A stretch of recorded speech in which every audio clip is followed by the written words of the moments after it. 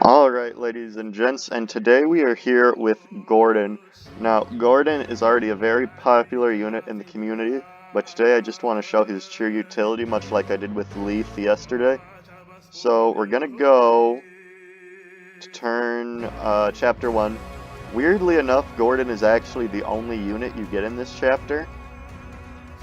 And the cool thing you can do is you can get him all the way up to level 20 on the first boss. That's a little cool thing the devs added in there. So let's talk about Gordon. So Gordon, right? First of all, green hair. Green hair is really all you need in a unit, because think about it, right? With green hair, you get like Luke. Okay, Luke's pretty cool. And then with green hair you have Lewin, and Lewin, right? Lewin can use the Forsetti, and the Forsetti tome can one round, guys. But we're talking about Gordon. So Gordon, he starts as an archer with 5 move compared to Marth's 7, but as I said, at this point he's your only unit in the game, so you have to use him, and that gives him automatic points right there. I don't know what they were thinking, cutting all the other units in the remake, but even in Fire Emblem 3, Gordon is one of the units that was not cut. But you see, they did this dumb thing in the Fire Emblem 3, Mystery of the Emblem, where they introduced this punk-ass bitch named Ryan. Now, Ryan, fuck Ryan. Me and the homies, we hate Ryan. He looks like Ryan. He looks like Gordon, talks like Gordon, is the same class as Gordon, has similar stats to Gordon, and you know why? It's because Ryan is Gordon's brother. That's right, that's right. So instead of getting his own life, his own goddamn life, his own hobby, he just had to copy his older brother and become an Altian yet. And you know what? He sucks at it. Have you ever played the prologue of FE12 on like a hard difficulty? Ryan, that fucker, is gonna get doubled and die by Luke in like chapter 2 of the fucking prologue. And it's gonna be so annoying. And then there are the chapters with the pirates. And the pirates, right? Well, no. What was that? The axe units, yeah, with Seda. Fucking Seda, right? Okay, and that map, there's no way to hide on that map. There's no cover you can take unless you body block Ryan. So you have to move your Roderick, who also sucks, and your Luke, who's amazing, and your Chris to just body block Ryan to protect his bitch ass from the mercenary and the axe fighter. Now, if you really think about the implications of that, that means that Ryan on his own can't do anything, compared to Gordon here, who is completely soloing the hardest boss in Shadow Dragon. Just think about it, right? What's Marth gonna do? Marth has an inventory filled with iron bows. He's not doing, you know, shit to Gazak. It's only Gordon, and like, sure, in that prologue chapter, Ryan's the only one that deals effective damage to Seda, but then you don't fight another flyer for the rest of the prologue. But then, right, midway through the prologue, you can get Gordon. So you can get Gordon anyway, and Gordon has better bases. So, if you think about it, right, really, what's the actual goddamn point of using Ryan, okay? And then, right, you have Warren, and he's facing sideways, right? And facing sideways means you're a bad unit. Just look at Julian.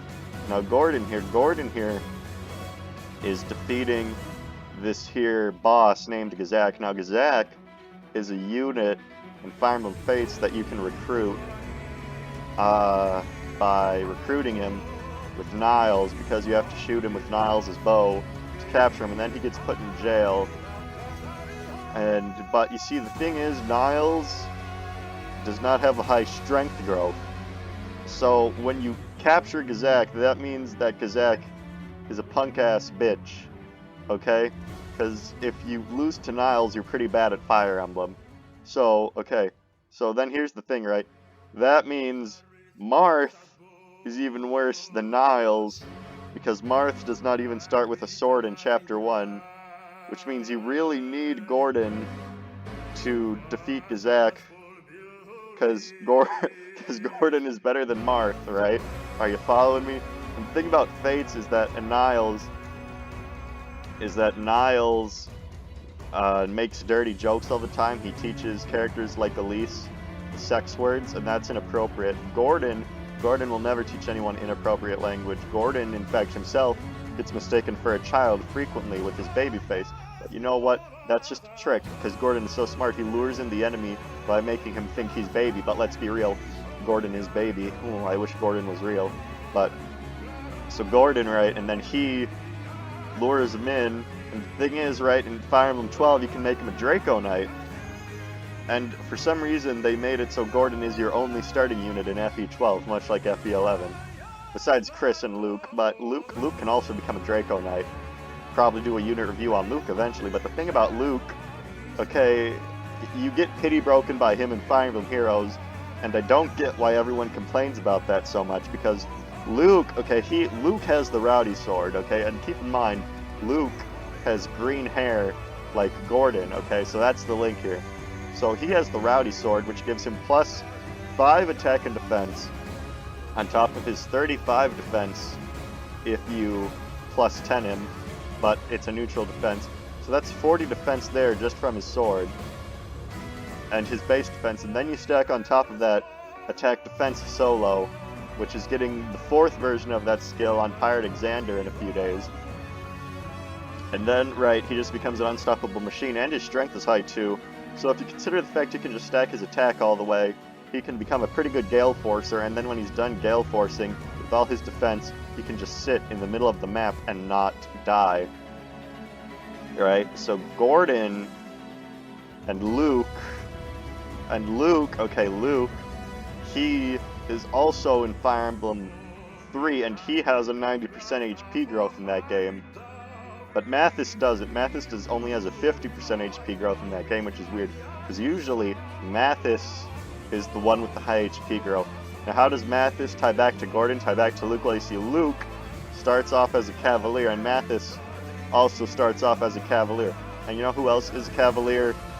Roberto from Fire Emblem Thracia 776, but he, much like Gordin, is an archer. But the thing about Roberto is that as an archer, he sucks, because you get Selfina the same chapter, who's a pre-promote, and Robert's stats really suck.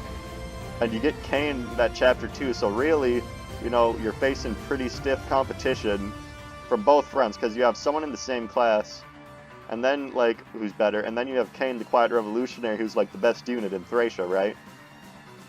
So if you think about it, Roberto is losing on all fronts, compared to Gordin. And Roberto does not have green hair, which we have established at this point is the key to all of this, right? Because ties back to Luke, ties back to Mathis, ties back to Roberto. Now, you know who else is in Thracia 776? Tanya. But the thing is, Tanya is a good archer too, because Tanya is a tomboy with a cute design and, like, wears belts on her head. So that's why she's a good archer, okay? But Tanya supports with Orson, okay? And if you're not following this, this ties back to Gordin, green hair, ties back to Luke. Mathis is a Cavalier who's on a horse. Roberto is also on a horse. Roberto is in Fire Emblem Thracia 776. Tanya is in Fire Emblem Thracia 776 and is also an archer. Now Tanya, you get her in chapter 1, and she gives Orson plus 10 evasion in that game, and that is good, because in chapter, like, 21 of that game, you fight a bunch of Wyvern Knights that have Miracle, right? And that can be really hard to deal with unless you have the Pujiax, and Orson just enemy phase them. And what does that do? That gives Orson more hit from Tanya and more evasion, which means he can just kill those Wyvern Draco Knights right off the bat. And you know how this ties, and you know who else uses axes? Gonzalez. Now Gonzalez in Fire Emblem 6 is a unit that you get by recruiting him, and you get him by talking to him with Lilina, and he uses axes. So in case you forgot, green hair ties to Luke, ties to Mathis. Mathis is on a horse, Roberto is on a horse. Roberto is in Fire Emblem Thracia 776, which is the game Tanya's in, and Tanya supports Orson, and Orson uses axes. And you know who else uses axes? Gonzalez. So Gonzalez, in that game, he promotes into a Berserker, and the Berserker skill bonus, promotion bonus, gives him plus 5 skill, which makes him accurate, unlike all the other axe users in the game. So that's pretty badass. So what you do to promote Gonzalez in his join chapter is you save the hero crest from Rutger. He doesn't need it anyway, he's already a combat machine. And you have Shauna with her high resistance and high evade, waste the bosses of that chapter's Nosferatu, which only has like 20 uses. And once the Nosferatu is gone, Gonzalez can just hit him up and grind EXP on him, right? And then he promotes and gets the 5 scale, and then he becomes a Berserker with his high crit rate. And you know who else has a high crit rate? Mia the Sword Master from Fire Emblem Path of Radiance, which you may recall is a game I looked at yesterday in my unit review. Okay, and so Mia from Path of Radiance, right, she wears orange, like the annoying orange, to hit YouTube stars, you may recall. And then the annoying orange, right, he never played Fire Emblem, so we're not going to talk about him, right?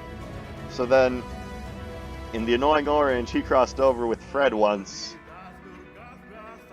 He crossed over with Fred, who made Fred the movie. So in case you're lost, Gordin ties into Luke, and then Luke ties into Mathis, because they're both Cavaliers, and Mathis is on a horse.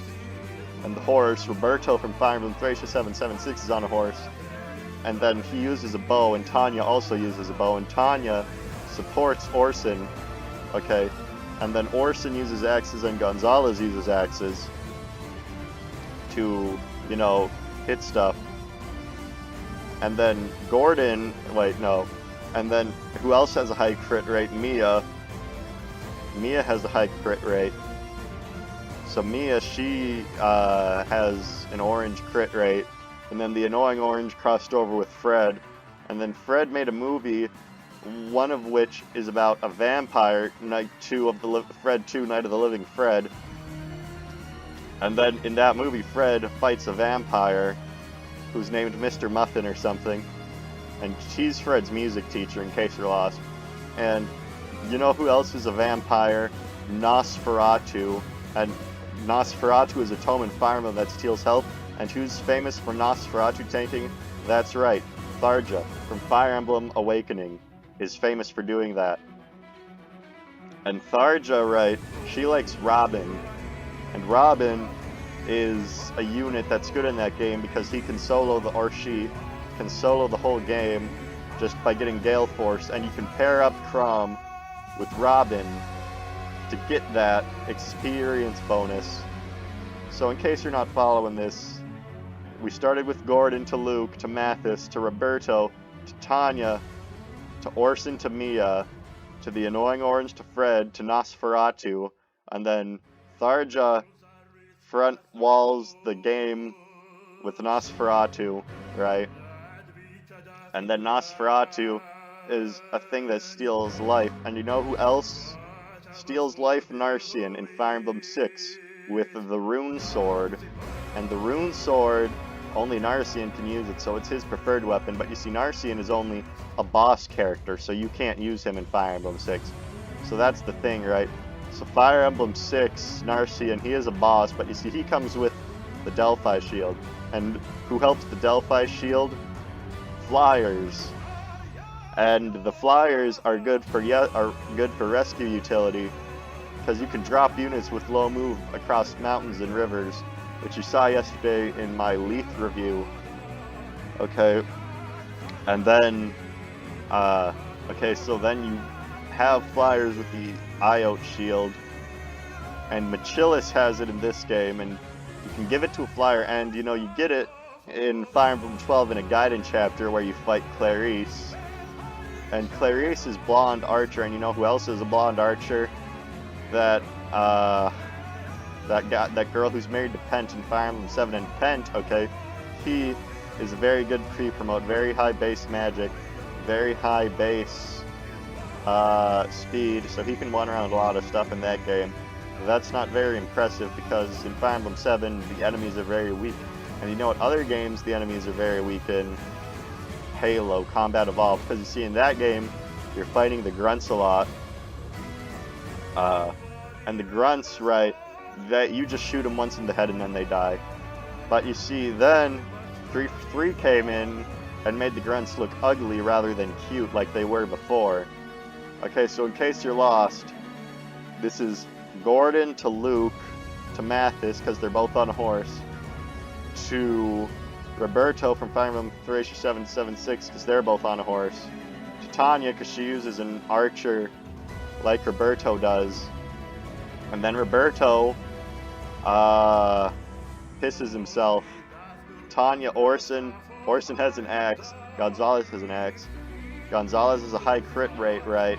And then you have, like, Mia, who also has a high crit rate, who wears orange, which links back to the annoying orange, which is, which had a crossover with Fred, and Fred was in Fred 2, Night of the Living Fred, which had a vampire, which has Nosferatu, and then Nosferatu is what Tharja is useful for, because she can Nosferatu tank, and you know what else steals life? The Rune Sword, and then Narcine is a flyer, and then the enemies are weak in Fire Emblem 3, and then the grunts are weak in Halo, and then in Halo Combat Evolved, okay, you fight the Flood, and you know, the Flood, in Fire Emblem Conquest there's an anti-flood, because instead of flooding something with water, Takumi drains the water in like Chapter 10, the defense chapter, and Takumi, okay, in Fire Emblem Heroes, he comes with Close Counter, which you can use to give 2 range units in that game 1 to 2 range, which is very good, because 1 to 2 range is one of the most powerful options to have in Fire Emblem. But you see, Takumi, I'm pretty sure, just has 1-2 range by default with the Fujin Yumi. I'm pretty sure that's the special effect. I don't know, it's been a while since I've played Conquest. Okay, and then Conquest, in that game, the main character is Corrin, who rhymes with Gordon, right? Okay, I hope you see where I'm going with this. So then Corrin is a poorly written character in contrast to Gordon, who is a well-written character with his many famous lines of dialogue, none of which I need to say, you already know what they are. And then Corrin from Fire Emblem Conquest is also in Fire Emblem Birthright and Revelations. Okay, and Revelations sucks. It has bad map design all the way through. And you know what else has bad map design? Fire Emblem Three Houses. Because they just reuse the same maps over and over again without repurposing them for the specific objective that that route may or may not require. Okay, so then Gordon in Fire Emblem Three Houses, there's the Parthia in Fire Emblem Three Houses, and that is Gordon's preferred weapon in this game, as you may or may not remember. And Parthia makes Gordon useful. So in case you missed all that, so we have Gordon with green hair, who has Luke with green hair, and then that ties back to Mathis, who's on a horse. And then Roberto from Thracia 776 is on a horse. And then Tanya also shoots arrows, and Tanya supports Orson, and Orson uses axes, and Gonzalez has a high crit rate, and Mia has a high crit rate, and Mia's orange ties over to annoying orange, Night 2, Night of the Living Fred, right? Are you following this? Nosferatu, Tharja uses Nosferatu, it takes life, Narcine takes life, Narcine has the IO shield, and then Narcine is a flyer, and flyers are good in games with weak enemies, and Fire Emblem 3 has weak enemies, and Halo has weak enemies, and Halo 3 for 3 made Halo suck, so then Halo sucked, and I guess what I'm saying is Halo 5 is a shitty game, and that's why Gordon is a 5 out of 5 unit. And now we proceed to the next chapter, and that, ladies and gentlemen, is my unit review of Gordon. 5 out of 5 unit. You saw him just take on that whole chapter by himself. And with that, ladies and gentlemen, I bid you adieu. Look at this beautiful man. Bye-bye.